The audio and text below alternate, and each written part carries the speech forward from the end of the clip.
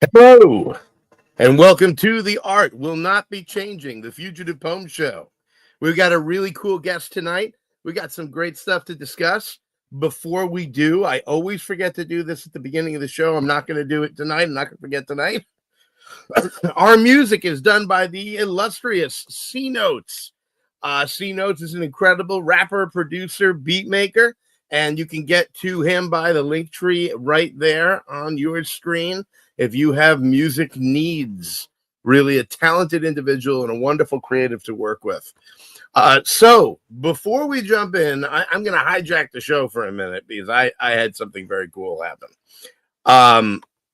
There is a brand new magazine out called The Bleeding Margin. It comes from the Capital Horror, which you see right here. It's a new horror entertainment and podcast company. They're really doing cool stuff. And one of the cool things that they're doing is putting out a magazine. If you go to the shop section and scroll down, you'll see you can get it either digital or physical.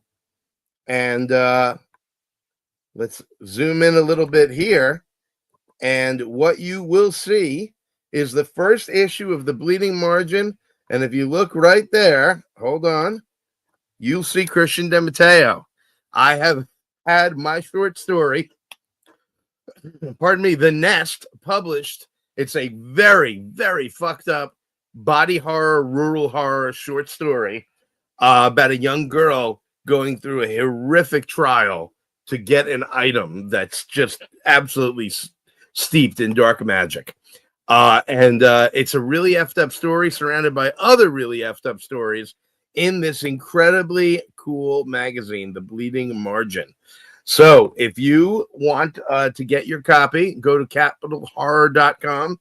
It's The Bleeding Margin is in the shop section. You can get it digital or you can get it physical.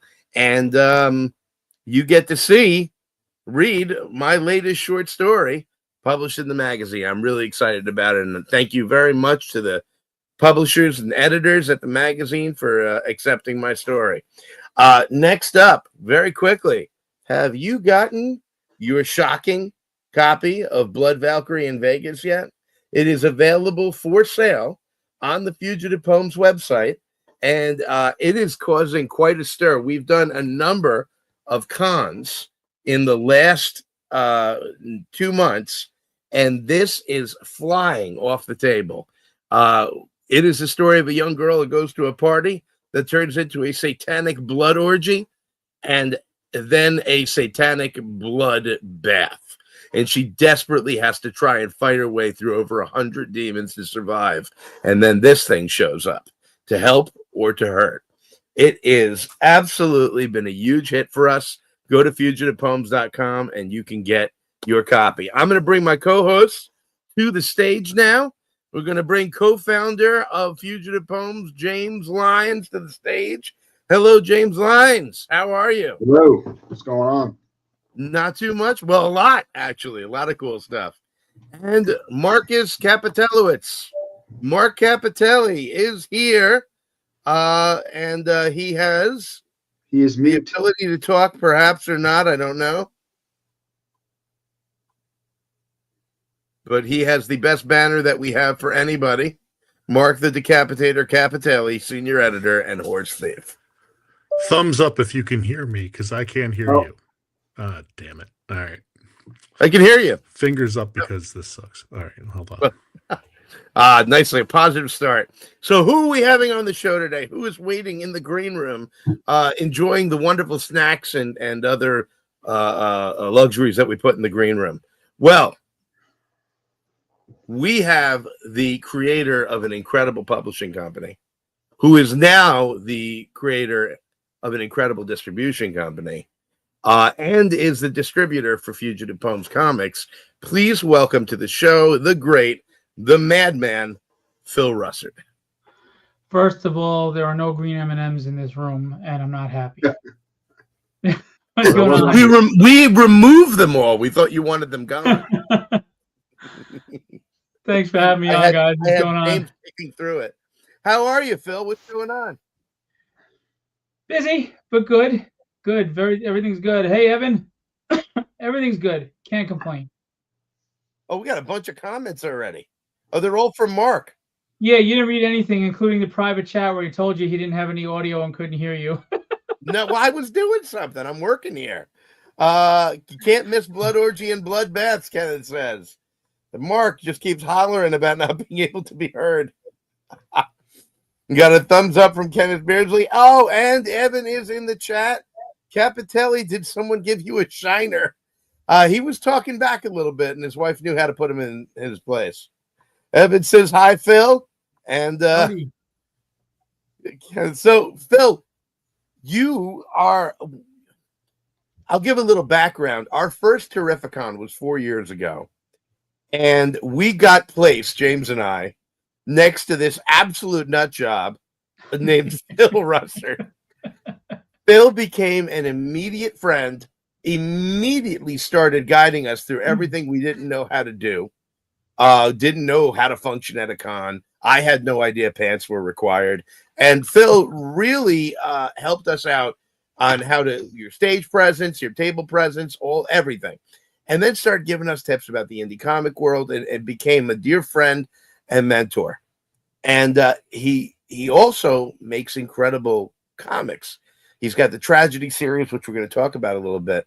But this friendship has lasted all these years, despite me being me. I really just like James. I knew it. I fucking knew it. James, I could sit and have food with, and he doesn't go to the bathroom 8 times. What? Oh, we're putting that on the show, aren't we? I ate an entire bag of Carolina Reaper beef jerky. I didn't know what it was going to do to me. Yeah, didn't know what it was going to do to Chili's bathroom. And that just gives you an insight to the Christian and who he is. An entire bag of beef jerky. That's funny. I don't have an echo, so I don't know. No, the echo was me. Can you hear me? Yes. Yeah, we I got feel I can now hear you. Okay. Sorry about that. I don't know what the heck happened. Everything was fine. I heard the opening thing, and we heard it all the way on the West Coast. I don't know if he's referring to the echo or me in the Chili's bathroom. Yeah, really. We just saw kids running and screaming out of the. It was like a Godzilla movie. The smog monster. Yeah. So what we're going to talk about tonight, the us setting up our working with Phil happened at this meeting that I had to keep leaving. For mysterious reasons. His 13-year-old daughter is there, who clearly also knows what I'm doing. Excuse me a second. I just go and decimate the bathroom. I come back. Yeah, so we were talking business, were we? Excuse me a minute. Yeah, it's funny, right? If we didn't know each other, that would have been one hell of a first impression. Oh, absolutely. Hey, Jing, what's going on? He's the cover of our new Phil Views this month, and Phantom Blade Productions, phenomenal book that he illustrates himself and prints himself, and that man knows presentation. He packages everything nicely, and you should check out his books. Very different, very original. If that's what you're looking for, he's your guy. Well, actually, let's show that. So, Phil, let's first, Phil, when did you start making your own indie comics? Because you've been in this industry a little while. Well, I've been in the industry, I don't know, professionally 8 or 9 years. I was running conventions and everything, but I started publishing from what was supposed to be my deathbed in 2021. So, and ever since, I just haven't stopped. I've published, I think, 20-something books. I have 37 Kickstarters successful. So yeah, just 2021 is when I started publishing. Your deathbed. We can't walk past that. I was really sick. 6 weeks in bed. The prognosis wasn't good. I had so many blood clots in my lungs, they couldn't even count them. One had gone to my heart. Thank God it passed, or I would have went into full-blown cardiac arrest. I lost 60 pounds in a month. I was emaciated, muscle atrophy. I couldn't walk. I was on 4 liters of oxygen. and they didn't think it looked good, but I'm a stubborn Irishman. They can kiss my ass. God wasn't ready for me, and I started writing when I was in my deathbed, there, so to speak, and didn't look back. It's incredible, man. What a terrifying seed to have your creative world born out of. Great weight loss program. Great, Actually, and it's a great weight loss program. well, here's the irony. It actually was a great catalyst. It may not be the way you want to lose weight, but I was able to keep the weight off once I did. So I'm 75 pounds down. So in a way, Kenneth is right. I wouldn't recommend you lose it that way, but Yeah, it feels weird saying I'm jealous, but Yeah. Well, it's funny because when I was in the hospital, my doctor called me, and he's this little Jewish guy, and he goes, "How the hell are you talking to me right now? He saw the scans of my lungs. He goes, "How are you even talking to me right now?" And he goes, "Oh, that's right, you're Irish."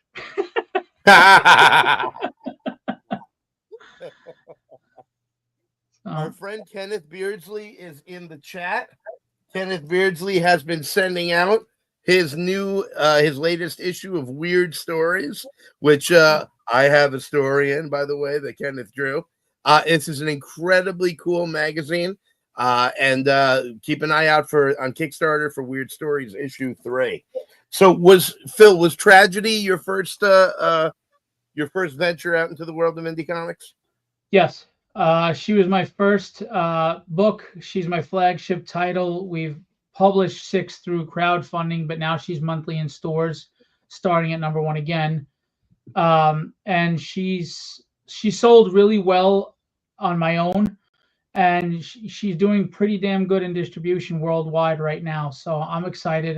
We just had a store signing with Will Spertasio and Alex Sinclair and Chris Sotomayor and Chris Young-Sung Lee for the first issue launch in October 15th. So, wow! Oh, that's real. What a great lineup. So you got Tragedy, and you start putting out. You form your own publishing company, and do you take on other writers and projects as well? yes, as a matter of fact, I just fulfilled a Kickstarter today for a Canadian creator that I publish. I also have Guido Martinez, who does the book Night. He's in Argentina. Night is every other month in stores through my distribution. And I publish other people from Brazil, some American creators. So yes, through crowdfunding, and then just Night is going through distribution right now. Kenneth knows Tragedy and is talking, said he enjoyed the book. So you start writing for yourself. Oh, thank you. You start putting together your own comics. You're printing them, you're kickstarting them, and then you start bringing other people into the fold. And now we have what many people wouldn't even suspect would be the next evolution, and that's PHILBO distribution. So what I'd like to do is I'm going to share screen, and let's take a look at PHILBO distribution. I'm going to go here. And here we have PHILBO distribution, delivering ideas and dreams in the literary medium to retailers across the globe. So, Phil, tell us about PHILBO distribution. What are you doing here? What is this? So, similar to Diamond, Lunar, Penguin Random House, with some different changes that are a little more publisher friendly and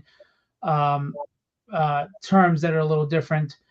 We distribute publishers that sign on with us, get in our catalog, and we distribute it to whatever stores order. And right now we have like 600 stores signed up, and we are worldwide. We have stores in the UK, Germany, Sweden, Australia, Mexico, Canada, and of course stores in different states across the country that order from us. And then we take those orders, and we let the publishers know what they have, what books we need to get from them to fulfill those orders, and we ship them out to the stores. What made you decide to jump into this? Because I'm tired of people telling me what I can't do. I'm tired of the gatekeepers in this industry. I'm tired of the only people that should tell me my book won't sell are the fans. No distributor, no publisher, no company is going to tell me I don't have a right to get in the ring. Hey, Cliff! I love Cliff. Cliff is awesome. Cliff. And Kenneth is with you here. I joke about being Irish, but we fight and we drink, and I don't drink. I don't. You fight, I'll drink. Yeah, I don't. If I'm not good enough, if I'm not good enough, I can accept that. But I want to find out, and you shouldn't tell me that I can't find out. So I want to get in the ring and fight as hard as I can. And if I lose, I lose. But don't tell me I can't get in the ring. It's just not happening. So I decided I'll do it myself. Now, this cover I've got on the screen, this is the artist you were talking about earlier. That's yes, artist, writer, creator. His name is Jing, and he's Phantom Blade Productions. I don't know if he's still here. He was in the chat. Really good guy with the right attitude. He understands what this is all about. He understands the journey. He's been very successful on his own. And now he's, working with PHILBO, and we're doing what we can to get him out there more and more. And the guy is just top-notch professional. He understands what this business is about, and his book is so different and just visually stunning. You should all check it out. It's beautiful. Just that. Yeah, I mean, we've got Anarchic Press, Heavy Metal, Zenoscope, Devil's Due. I was holding off on that.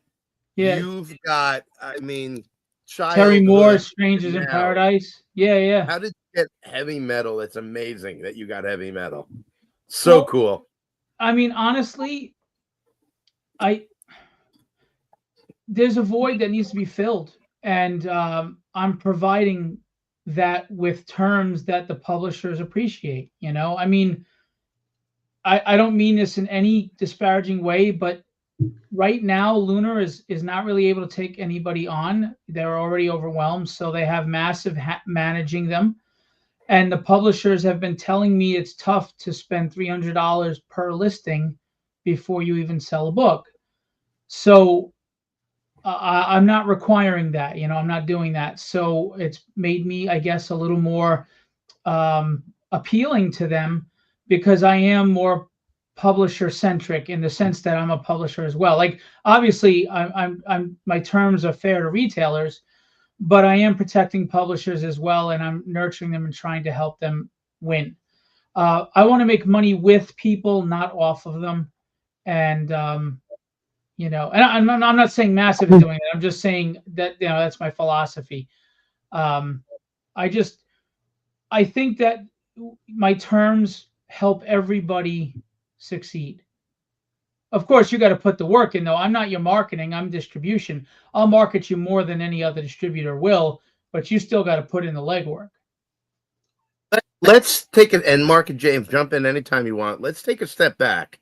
For people watching who may not understand what we're talking about, they know that we're comic makers, and they know what it is to make a comic. When we talk about distribution, what are we actually talking about? So the whole point of distribution is outreach. It's me having the connection to every store in the country. What's up, Vic? Victor Medina, by the way, artist of Madcaps 2, which is what I was fulfilling today and sending out. So great artist, really nice guy. You should check out his work, get commissions, etc. I feel he's not only a great guy, he's doing great things for the comic industry. I think that's what he told me to say. I got your Zelle request, Vic, and it's on the way.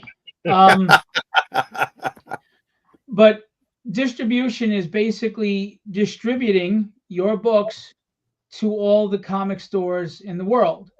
You're utilizing my services because I have those connections to all those stores. And the thing is, stores they can't order from individual publishers, because then they'll be, what do they have, 100, 300 different people to keep track of? They just can't do it.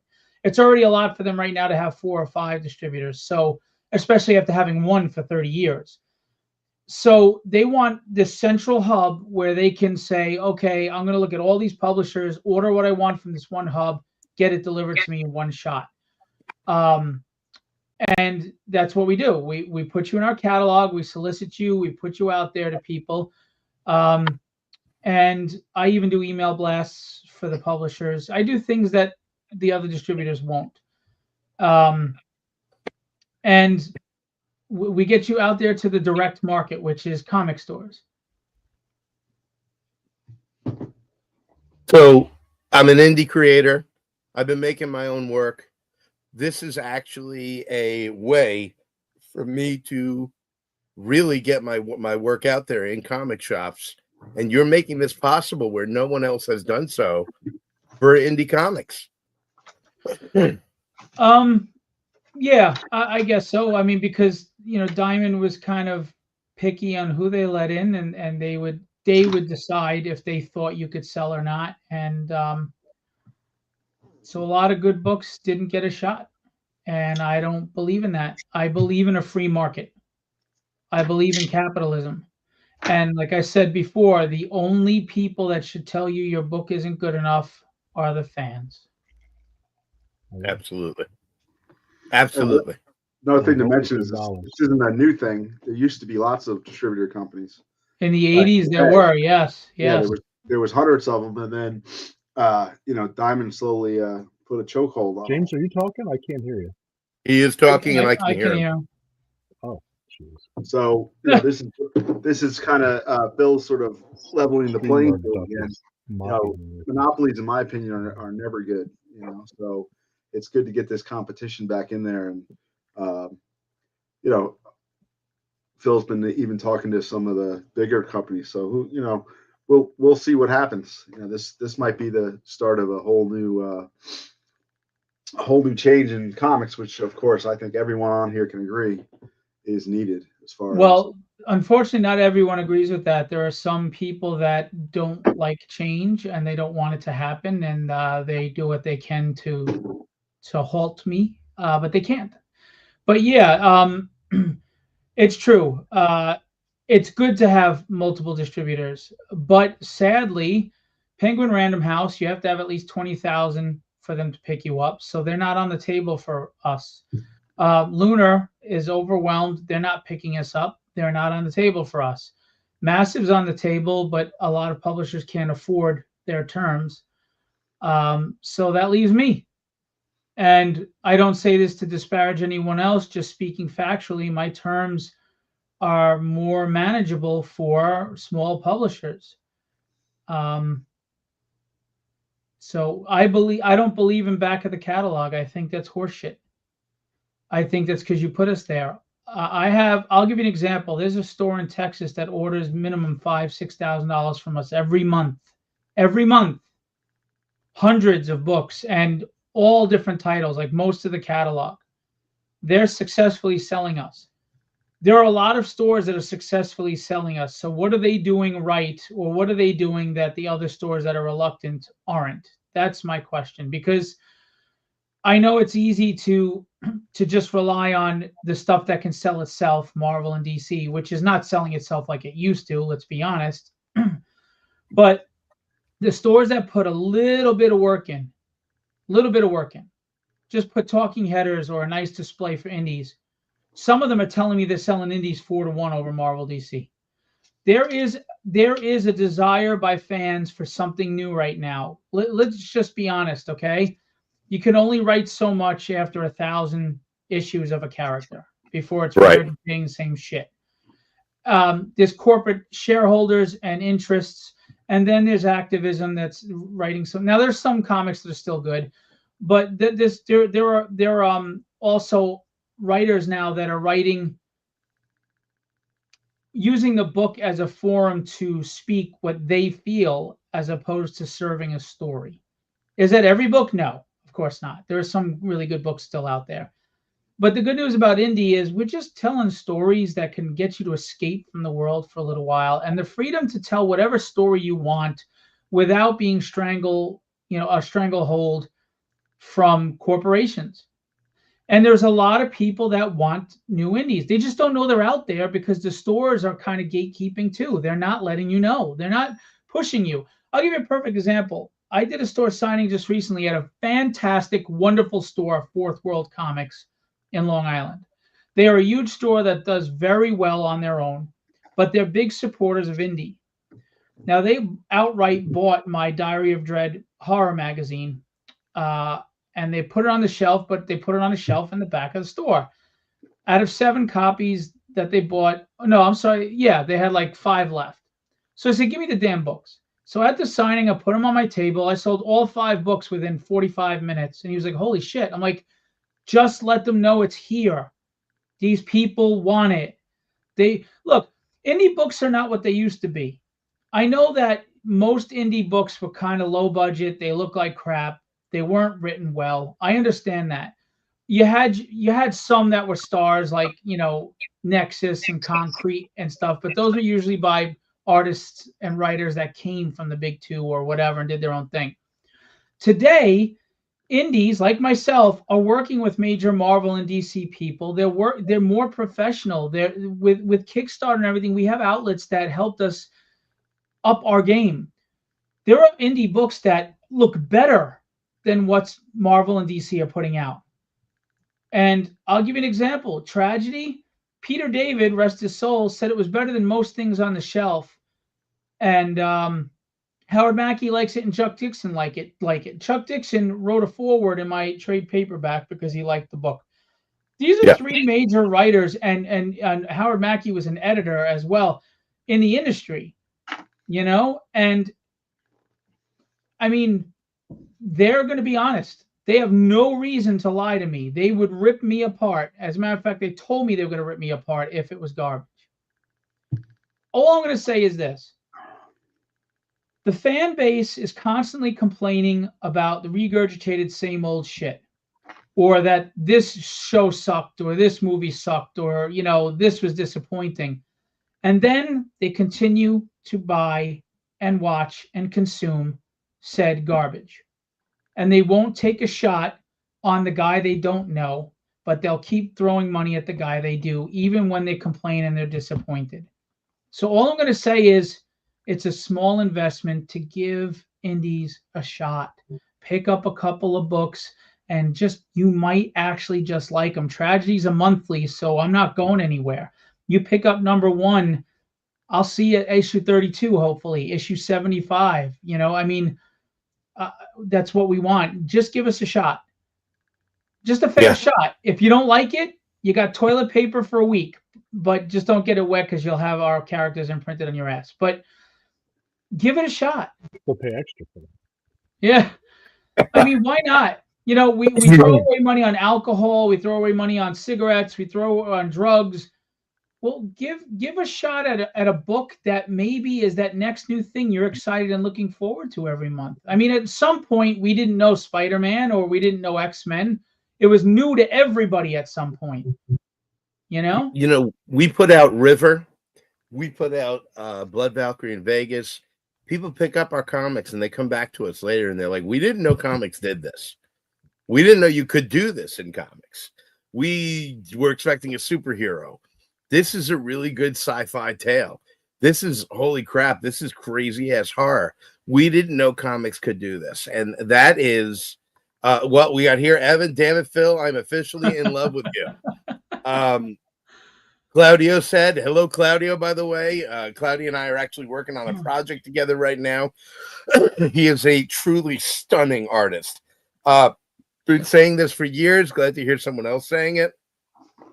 And then Rafael Tavares said, party, party, party, party. So we've got, let's see, Jim. Yep, give new ideas a chance. The actress from The Handmaid's Tale is a supporter of my series, showing that even famous names want new material to read. That's very cool. You should know her name, though, if she's supporting you. Dude, all I know is comics, in my opinion, are the greatest medium in pop culture because you can have any genre in comics, romance, horror, superhero, you name it. And it's the best of the visual and the best of the literature, right? I mean, you have people like Alan Moore writing comics that have also written novels, right? And then you have some amazing artists like David Finch, Mark Silvestri, Jim Lee, yada, yada, yada. There's no better medium in the world. there's no better way to consume a story and submerge yourself and get out of the real world for a little while. Because look, the real world sucks right now. Okay, everybody's gone batshit crazy. Everybody's angry. Everybody's hating on each other for whatever stupid friggin' reason. What better way to just escape for a little while than get into comics that aren't mirroring today? That's the biggest thing I hate about Marvel and DC. I don't want to read about Miss Marvel complaining some guys in her Facebook DMs hitting on her.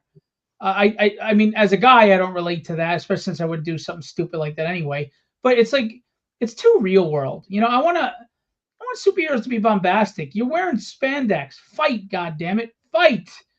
You know, I want to see Doctor Doom trying to get the fucking cosmic cube again and someone kicking his ass. Let's go. I mean, it's comics. There's an imbalance now. Like, I mean, you know, people are like, oh, well, Spider-Man always had personal issues. Yeah.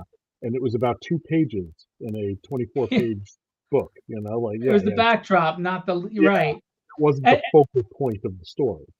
Yeah, and the other thing is, you can make a comic relatable and not have to beat you over the head with what's going on in the world. You can use, like, when they did Speedy on drugs in the 80s with Neil Adams and, oh my God, I can't think of the writer's name. But anyway, they used the backdrop of what was going on in the 80s with drugs. But they still wrote a comic. They still wrote a comic. It wasn't the writer telling you how to feel about anything. Like, if you know what I feel about any topic in my comics, I failed you as a writer, period. If you know where I lean, Denny O'Neil, thank you so much. He was supposed to do my show, and unfortunately he fell, and then he passed away not long after. Rest in peace. Oh, man. You beat me to it. I just grabbed my... Yeah, thank you. But seriously, if you know what my political leanings are, if you know how I feel about any social commentary, I failed you as a writer because I'm using the book as a pulpit, not a story. Everything should serve the freaking story. Everything. Yeah. I have diverse characters in my book because it serves the story. I'm not just going to throw in a character of a specific race because I have to meet a quota or because I want to represent everybody, because the world doesn't represent everybody, right?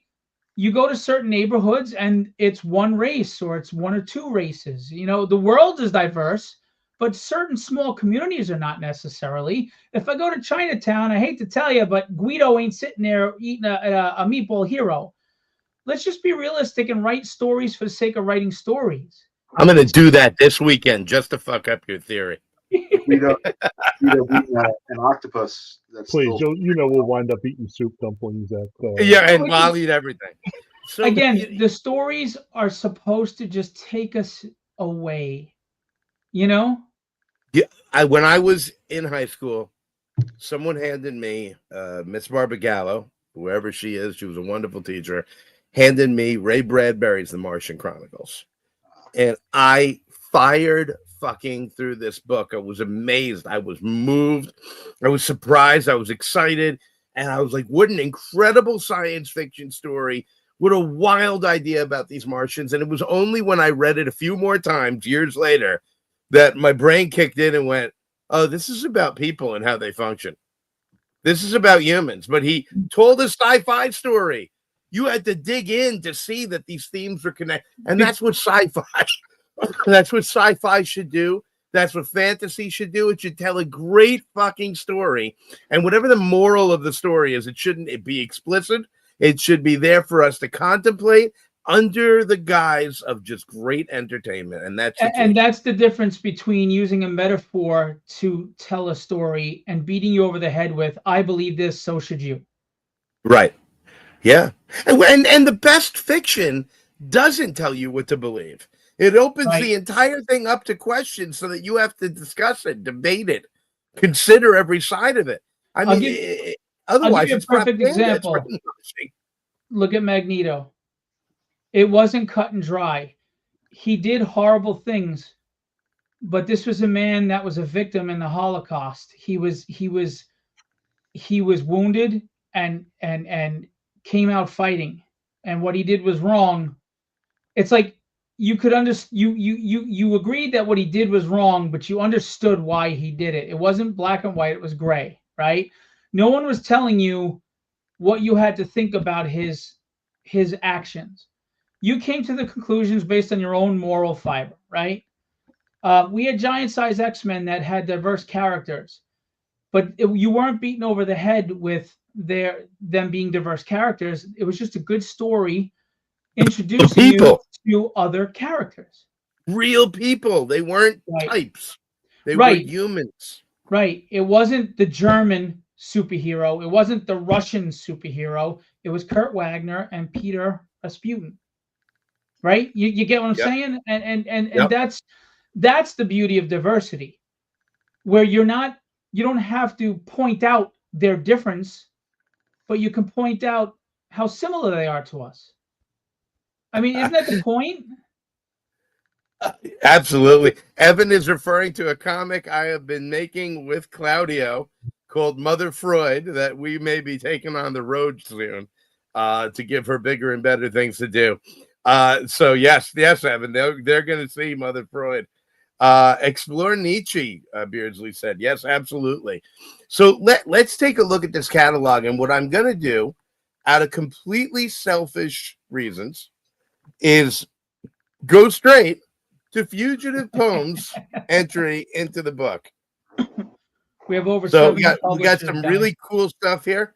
Escape from New Jersey 2. We have got, which every time I'm in New Jersey, that's all I want to do is escape from it. By the way, James and maybe Mark and I, well, maybe Mark, but James and I will be in Mount Laurel, New Jersey for Vampires of New Jersey Con 3 this Saturday from, I think, 2 to 8. Yes, 2 to 8. So if you want to come meet us and have you sign your chests, your books, definitely come to Vampires of New Jersey this Saturday. That is today is the 13th or the 15th from 2 to 8 in Mount Laurel, New Jersey. We've got the Mantis Files here. Look at these really cool offerings. I mean, this is what Phil is talking about. By the way, it's not the same Comics, shit you keep seeing. You know, Silverline Comics is Roland Mann. He used to be the editor-in-chief at Malibu Comics. Ah, okay. Yeah, I mean, Second Sight has been with Dark Horse. We've got. Look at that cover. Oh man, it's not what it used to be, man. That's what I'm saying. Give it a shot. You got look at that cover. Stories. Erroneously under Second Sight Publishing, that should be Fugitive Poems, but otherwise, look at why does it have the wrong? I don't know. This is what I texted about. But look at this. This, folks. Somebody else. That may not be a bad thing. It's like having another set of prints on a gun. Did you tell Maura? You said yes, I did.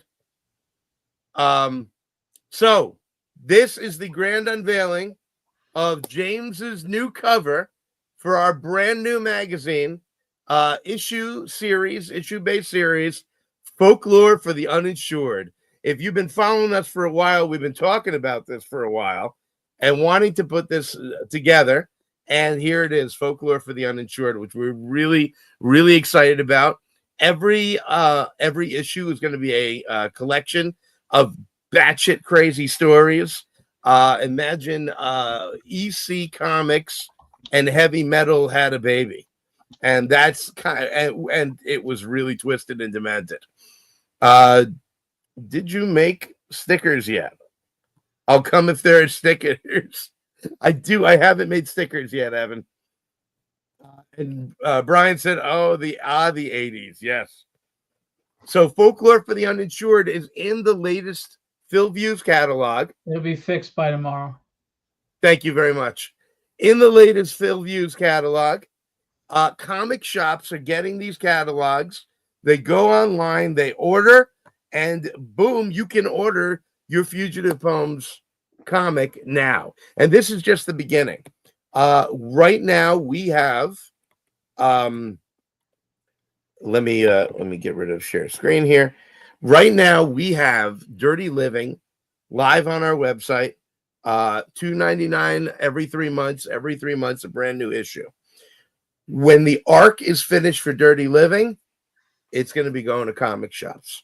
We got more comics coming, more series coming. I haven't even told James and Mark about this yet. A great conversation with a terrific writer today who sent me a pitch deck for a comic we've been talking about. I'm hoping this is going to be in the works as well. We got some really cool stuff happening. And now, thanks to Phil, we're going to be getting this in comic shops. You can order Blood Valkyrie in Vegas from our site. But pretty soon, we're going to have this in comic shops too. But what do you have to do? And that's important. So as a fan, Phil, as a fan who wants these comics in their shop, what do they have to do? You have to tell your local comic shop that you want these books. They will order if they know that you want them in your pull list. It's obvious. It's about making money, right? The store is not going to order on the hopes of selling. But if they've got 3 or 4 or 5 people telling them they want this book, they will order the book plus a couple extra for the shelf. If for whatever reason your local comic shop does not work with PHILBO, ask him to sign up an account. It's free, obviously. If for whatever reason they're not looking to work with PHILBO, contact me or contact Christian, and I will provide your online retailers or local stores that will work with you, that will take your business and get the books for you through PHILBO. Yeah, I was going to say, if the guy won't work with you, just find a new comic store. Well, I mean, there's 2 things, right? There are some comic stores that they just don't feel confident that any of the titles we carry, they can order enough to make any money. And they don't want to spend shipping on just buying 4 or 5 books. So until you prove to them that they can buy, they're not going to. And then there are some that are just resistant to my terms because they liked not having to pay for books for 60 days while receiving the product and getting 50% discount and free shipping. And, we are prepay because part of why Diamond went under is because of millions in unpaid invoices. Publishers should not have to wait 90 days to get paid because we're letting the stores get 60 days to pay. There is no other retail area where you get to walk out of the store and not pay for 2 months. It's not. And when Diamond lost all the big companies, that was not conducive to their model anymore. And hence they went out of business. And I'm not here to go under. Some have complained about the 40% discount, but Lunar gives you a 35% discount unless you spend $1,000 a week or more. We do not require a minimum for you. So we're already 5% better than Lunar. If you buy 3 books, 4 books, we're not pigeonholing you. There's no minimum with us. There's no minimum. But we ask you to give it a try. Try some books. Check them out. Folks, you want your comic shop working with PHILBO, you're going to get stuff that you've never seen before.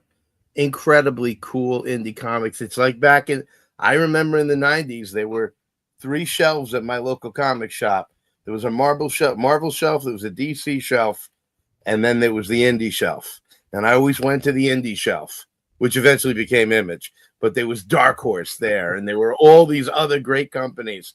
And that's where you found the wild, cool shit. Phil has got amazing, cool stuff in his incredible catalog. And it's funny because there was a point where IDW, there was a point where Dark Horse, Dynamite, Boom, were all these small publishers that nobody wanted to give a shot. Some of them went with licensed properties to help boost themselves up, and some of them didn't. Some of them, like, Boom, just wound up having some hits. I guess my point is, hindsight is a bitch. You have a chance to jump on board now with all these publishers that one could blow up, and you were there from the start. If you're an investor and a collector and not a reader, why wouldn't you just take a small investment in a #1 on Tragedy or a Fugitive Poems book or a Symphonic Verses book? Because if it doesn't become anything, all right, you enjoyed the story. But what if it does? What if it's the next big thing 4 years from now? I mean, how many people wish they got #1 of Something Is Killing the Children at the time? Who knew that was going to blow up? it's just, I'm not really for the investment of the collecting. I'm for the storytelling, but I know some people are.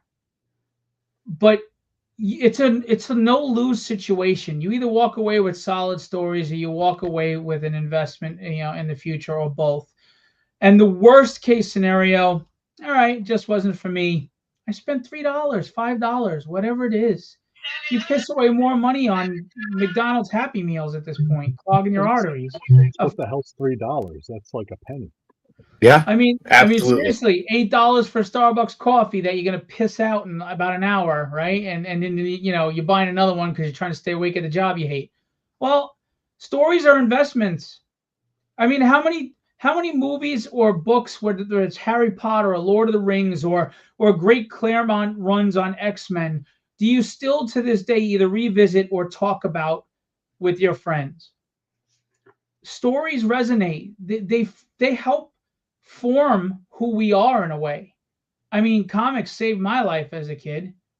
I led a very violent life. I didn't even feel safe in my own home, and comics were my getaway. And I never went to drugs. I never went to alcohol. I never went to jail. Comics are very powerful. Storytelling is very powerful. It's very powerful. This dude is the bomb, Claudio says. We need you to nurture storytelling again. Look, enjoy your nude covers if you want. Enjoy your slabbing if you want, but that's not going to save the industry, because we need readers back in stores. If stores are going to thrive and open up again, and if comic publishers are going to thrive, we need readers that come in every month looking for that next issue. And I'm sorry, but titty books aren't doing that, and neither are slabs. Yeah, and if your comic books know better than the cover, what's the point? I kind of feel like the whole Google thing is like a leftover from the '90s anyway, when there was no internet porn. They really need to get with the times at this point. And so much of our other entertainment media is coming from comic books. They got Sandman on Netflix. They got, it's all over the place, big and small. And you would think that for an industry that's fueling other industries, somebody would be putting some more thought into the stories. And yeah, maybe this is the turning of the tide here. I don't know. Comics are a power medium that are best per penny. And Evan says Resin Alien. And yes, that came from a comic book as well. Right. That show Lucifer, that was huge. That came from a comic book as well. James, you were talking about something really important to me. What were you saying about covers versus the insides? Oh, yeah. Well, I was bouncing off what Philbo said. If it's just about variant covers and, I can't tell you how many comic books, when I go into the stores, I pick them up. Cover looks great, and then you look inside, and it's just, the same garbage. There's no story. There's all these ads in there, and you're not really going anywhere with it. I really love the, like Phil keeps saying, it's got to be about a cool story and really cool artwork inside as well. There's nothing that annoys me more than if I'm looking quickly, like if we're at a show, if we're at a signing or something, I'll pick something up for the cover and I open it up and it's like, whoa, what is this? Wait, right? Why is the entire inside of this book just filler to sell me the cover? It's ridiculous. I mean, it is only a couple bucks, but by the same token, there should be something there. And these are big name publishers too doing this to us. And that's the thing, right? I've heard people say, yeah, but not all indie comics are great. You're right. But not every Main Street comic is great. I mean, mainstream, how many DC comics or Marvel comics do you say this art is shit or the story sucked? I mean, there are even great books that I couldn't stand the art at all, but the stories were solid. I won't name them because then I'll start a whole controversy. But it's like art is subjective, but storytelling is not. Everybody will have a different idea of art, but a good story is a good story, period. People need to learn that comics are visual literature. The two need to work together, Claudio says. Very true. Support the underdog, Brian said. You never know. Absolutely true. Well, this is what I am so excited. We are so excited to be part of Philbo Distribution. Honored, sir. Honored. Honored. Yes. And Phil is one of the greatest friends that we've made, but he's also one of the greatest friends. I'm sorry. Yeah. We have terrible fucking taste in people. Yeah, but really. Phil is proving now that he is one of the greatest friends of the indie comic movement. Get in touch with Phil. See if this is something that you want to be a part of, that you can be a part of, to get your books in stores. If you're a comic creator, that's the hump, man. That's the big challenge. A man can only live on Kickstarter so long. Get your fucking books in stores. And Phil is making it possible for indie creators, which is doing something for the creators and those of you that are comic fans that are watching us. This is where you're going to get the cool shit. This is where you're going to get the stuff that no one else is doing. Phil's got 2 books, one about Linkin Park, and one about Tool in his catalog that I'd never seen before. Yeah. He's got one with a dead demon taxi driver that looks amazing. All these I'm sitting there going, wow, I'm thrilled to be part of this list. We've got folklore for the uninsured in Phil View's latest catalog. Go to philbodistribution.com. Take that to your comic shop on your phone and say, you guys are ordering from this catalog, right? And I want folklore for the uninsured issue 1. It is a great issue and it's from a great distributor. Let's see. What did Brian said? Comics are East meets West. Evan says, does this make Fugitive Poems part of the Philbo stable? Absolutely. Oh yeah. Yeah. I just have to say, I'm sorry. Anybody who's watching, if you really, really support the independent scene, you are the power behind all of it. The consumer, the fan. We can all blast to stores all we want. Christian and James and Mark, they could go, you need this book from Fugitive Poems. And that store is going to say, how do I know it's going to sell? The people with the power are the consumer who spends the money. If you sit there and you go to your store and you say, I want this book, you increase the chances of them buying that book. We need you. We need you to give us a shot and support us, because the stores are going to follow you because they want your money. They want you to spend money. That's how they stay open. Yeah. So it's not, and I don't mean this to be rude, but I'm just a straight shooter. Likes, clicks, that's all sweet and kind. Good, nice comments are all wonderful. But unless you go out there, boots to the ground, and tell your local comic store, I want Tragedy. I want Fugitive Poems books. I want Dren Productions. I want Symphonic Verses. I want it. I want it. Order it, order it, order it. And if your store says no, go to another store. I'm not saying leave that store and stop doing business with them, but find another store that will work with us and get you your books. Absolutely. You guys are the groundswell movement that we need. I can sit here and start distribution. These guys can publish their asses off. Without you, we have nothing. And remember this, we value you. We need you. We appreciate you. Every one of you. We're not at any level, and we should never get to that level, by the way, as far as this way of thinking, that we can afford to lose a fan and not worry about it. You work hard for your money, probably at a job that you fucking hate. And then we ask you to spend that $4.99 on our book. I am grateful for that. Every single one of you that busts your ass, and that might be, a third of the pay for an hour for you, or half the pay, I don't know. And that you're supporting my dream with your hard-earned money. There's no greater honor, privilege, and appreciation that I could have for that. But we need you. We need you. Enjoy your Marvel books, enjoy your DC books, but give indies a new try. You won't be disappointed. And for every disappointment you have, you'll have 5 new books that you love. Absolutely. We're working hard at this. We are putting out, James and I got together, Mark came in, we agreed all the way. We only want to make comics we would want to read.